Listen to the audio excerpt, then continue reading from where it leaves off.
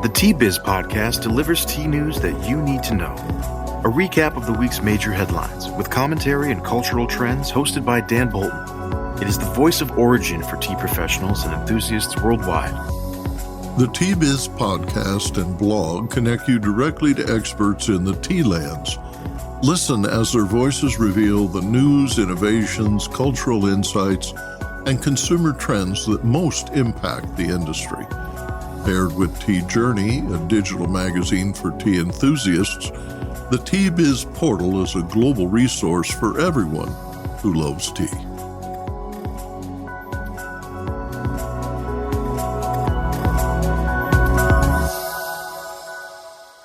Hello, everyone.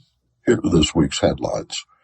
The World Tea Conference reunites North America's tea community with contemporaries from overseas.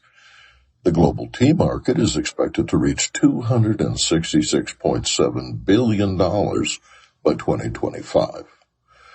Germany's Ronnenfeldt Tea celebrates its 200th anniversary. Plus, conversations recorded on the floor at World Tea Expo reveal an upbeat return to normalcy as commerce concerns focus on the economy, changing consumer behavior. Join us for visits with exhibitors and attendees. More in a minute, but first, this important message. What makes a perfect cup of Ceylon tea? The perfect cup is from the tea businesses that ensure the protection of all the children living within their tea estates.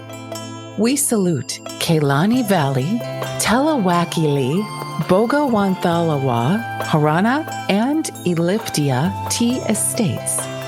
Support Save the Children, Sri Lanka. The World Tea Conference and Expo reunited North America's tea community with contemporaries from overseas this week at an energized event focused on normal business concerns following 3 years of unprecedented disruption. Presentations on economic conditions, sourcing and supply, trade, quality issues, health and wellness, product innovation, and marketing reflect post-pandemic challenges best summed up by following the advice of Shabnam Weber, president of the Tea and Herbal Association of Canada. She encouraged everyone to embrace the change. In her talk, Weber explained the economics of food retail are difficult just now and becoming more so. Inflation has eroded discretionary spending. She said consumers only put what they need in the basket. Fortunately, tea is prominent on the need list. Tea retailers operate in a world where they no longer set the trends, she told attendees.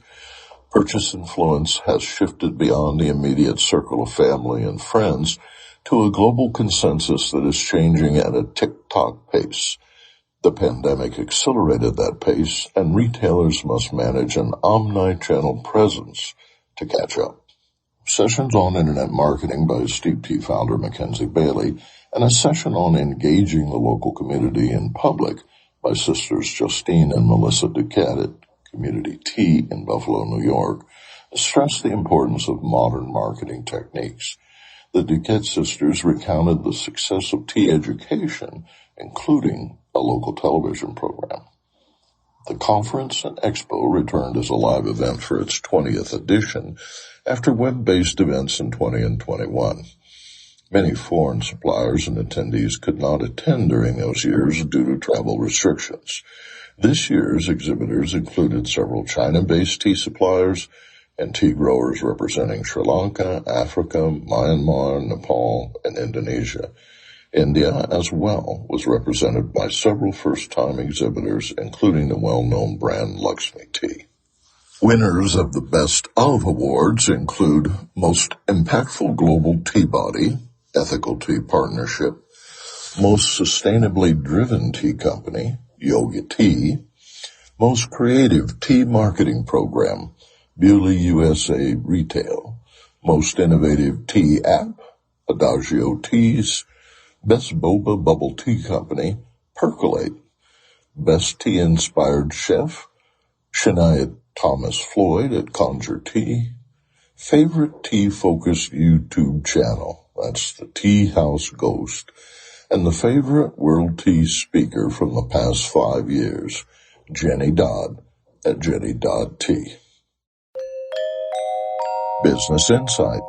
The return of maskless tea company-hosted parties and late-night revelry in Las Vegas nightclub after-parties was warmly welcomed by attendees of the long-running World Tea Conference and Expo. Anna Fleck, a researcher at Statista Consumer Market Research, commented on the firm's newly released outlook on the global tea market, which estimates sales will reach $266.7 billion by 2025. Statista's Consumer Insights show the respective share of tea drinkers in selected countries. Surveys varied from 1,000 to 10,000 respondents by country and were conducted at various times during 2022. Turkey remains the country with the highest rate of tea drinkers, with 9 in 10 people saying they regularly drink the hot beverage. The Consumer reports a surprising finding that more Americans on average drink tea than mainland Chinese. The survey revealed 49% of Americans said they regularly drink tea, and 45% of Chinese respondents said the same. The survey found that 69% of Irish respondents regularly drink tea, 10% greater than respondents living in Great Britain. Kenya, a major tea producer and exporter of tea, also ranked highly among the 56 countries analyzed, with 83% of its respondents saying they regularly drink tea, writes Fleck. Pakistan also reported 83% regularly drink tea. In the global comparison, Spain came in closer to the bottom, with just over a third of people there reporting they regularly drink tea. Ronnenfeldt Tea owner Jan-Berend Holzapfel is celebrating the firm's 200th anniversary. The venture has long championed supplier relationships and respect for the environment, Holzafepfel explained at the World Tea Conference. His presentation described a broad range of initiatives, from a tea academy and training program to compostable packaging and carbon offsets. I think tea is a natural product, so we need to do everything in our hands to protect this nature so that future generations can enjoy a beautiful cup of tea also in the next decade and in the next century. So we try to avoid anything that is not necessary. We try to reduce our carbon footprint wherever possible. And we have joined 2 organizations also to conquer our social responsibility. Number one is Ethical Tea Partnership. That's an organization in London focusing really on the pluckers and the people living in the tea gardens. And the other one is Child Aid Network. That is an organization that tries to help children with school and with their first step into life. And both of them are very successful, and we are proud to be part of these 2 organizations. I'm here today with Jan-Berend Holzapfel, who's the head of a 200-year-old tea company, with some advice for listeners on how to survive 200 years in tea. Number one is you need to stick to your quality and price level. And number 2 is stick to your niche. Once you focus on these 2 issues, then I think you can expand into other channels, into other markets, and then you will be very successful. Arvinda Anantharaman in Bengaluru reports on this week's tea auction prices. India Tea Price Report for Sale 12 for the week ending 25th March 2023. This week, an action taken report was presented in the Parliament on the 23rd of March. This follows from the Parliamentary Committee's report on issues affecting the Indian tea industry, especially in Darjeeling. One of the things that came up was that the Directorate General of Trade Remedies has not yet received a written application from the Indian tea industry on the dumping of tea from Nepal, and without this, it cannot initiate an anti-dumping investigation. On action taken, the report states that stringent requirements for the certificate of origin on Nepal tea imports will be raised in the next review meeting of the India-Nepal Trade Treaty. And another point was that the Department of Commerce has requested the Food Safety and Standards Authority of India to allow the import of tea from Nepal only at 3 land customs stations, which are Jogbani, Panitanki, and Raxol. And here, the FSSAI has trained custom officials to strengthen the food import clearance of tea. In auctions, the Bharat auction was piloted in North India. The total offerings and demand was low, and while orthodox saw fair demand, only about 10% sold for over 200 rupees a kilo. And there will be no sale 13 in North India this week due to insufficient tea. South India saw sale 12 with about 2,800 tons of tea on offer. And the orthodox grades did well, the sale volume of 99% and an average price of 170 per kilo. And in weather, Assam received rainfall across the state last week, which was a big relief. Upper Assam is predicted to see cloudy weather with rain and thunderstorm this week. And heavy rainfall is also predicted in Darjeeling, Kalimpong, and parts of the Terai on the 1st and 2nd of April. C. Shen in Beijing received the latest prices after deadline this week.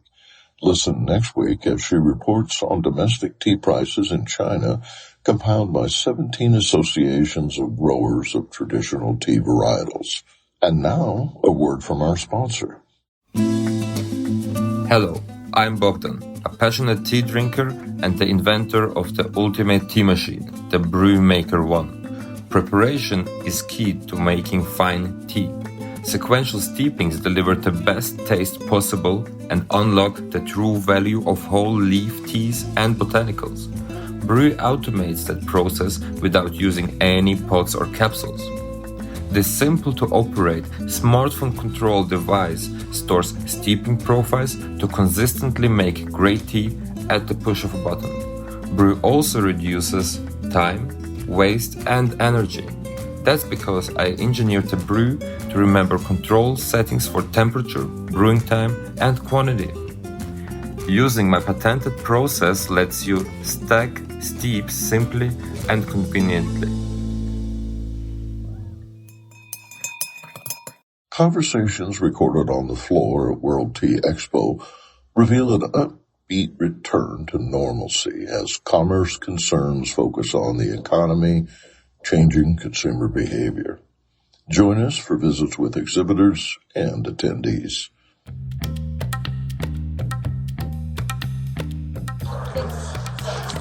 This is Dan Bolton on the floor with Wouter Verhulst. Tell us about the show. It's an amazing thing. A lot of nice tea people from different backgrounds, from commodity guys to specialty people to herbal people, blenders, packers. Lovely community, great presentations. I'm looking forward every year to come and join. Tell me about where you're from and what's your company.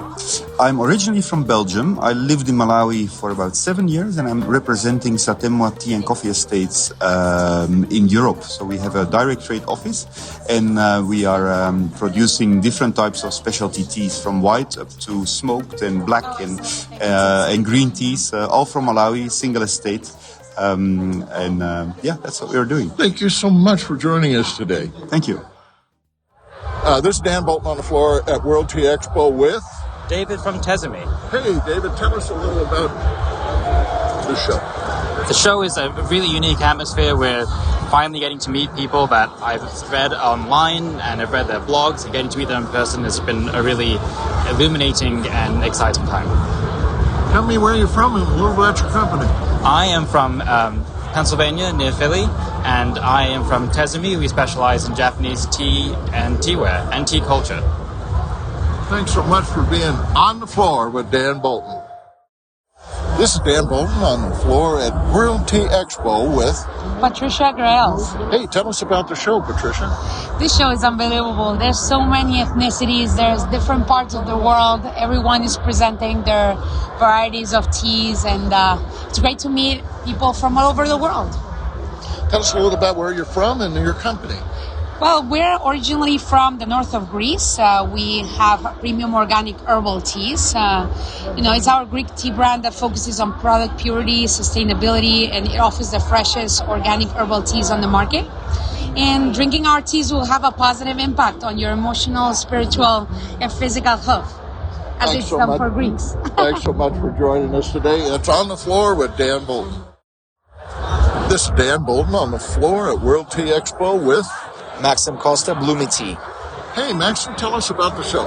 Well, the show is absolutely fascinating. This is our first time experience being here in Vegas, being exposed to such a great mass of professionals and people alike who are just looking for innovation in tea industry, different tastes, different looks, different colors.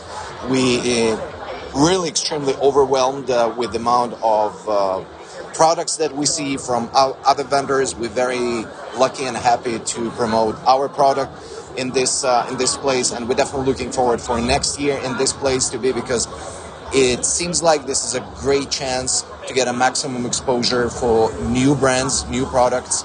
We're happy. We like it here. Excellent. Tell us where you're from and a little about your company. Right. We are from, both my wife and myself, Yulia and I, we run Bloomy Tea from Boca Raton, Florida. That's in the U.S.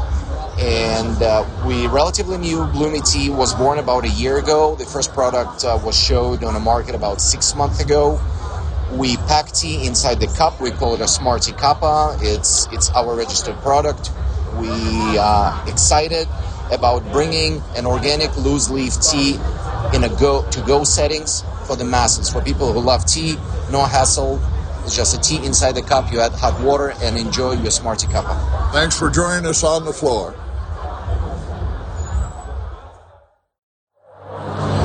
This is Dan Bolton on the floor at World Tea Expo with Smithika Sharma. Hey, tell us about the show. So Dan, we've been having a wonderful time here. It is our first time exhibiting at the World Tea Expo. I was a part of the expo last year as a visitor, liked it so much that we made sure that we exhibited this time. It's great to see a community of tea from the world over, whether it's Chinese tea, Nepal tea, teas from, across the world, Japan, India, and of course our own estates from Rwanda. We've been having a wonderful experience, and we hope to be a part of this next year as well. Tell us where you're from.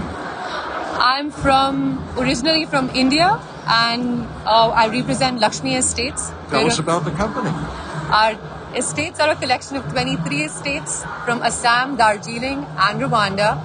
We have Makaibari as our crown jewel of estates, which is one of the oldest estates and tea factories in the world. We have 20 estates from Assam and about 3 from Rwanda, and we're very happy to be here. Thank you so much.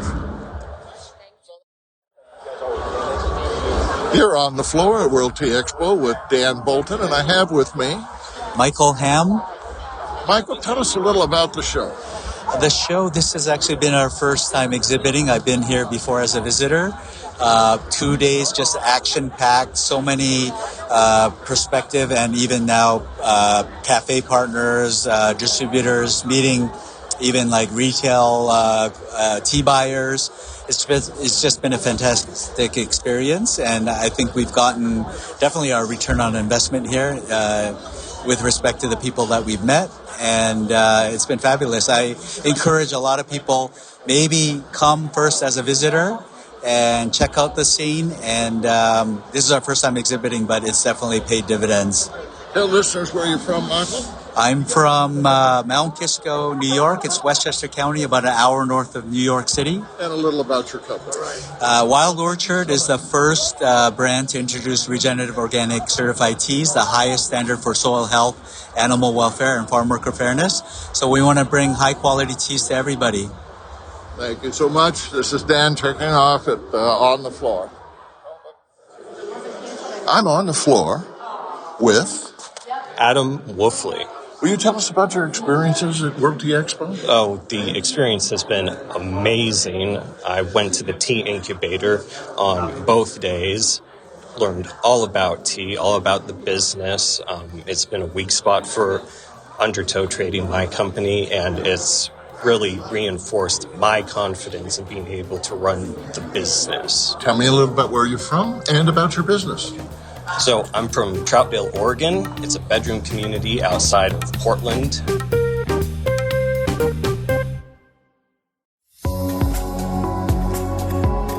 Intrigued by what you heard in today's podcast? Would you like to learn more from our global network of tea biz journalists and tea experts? Remember to visit the T-Biz website for more comprehensive coverage. That's www.t-biz.com.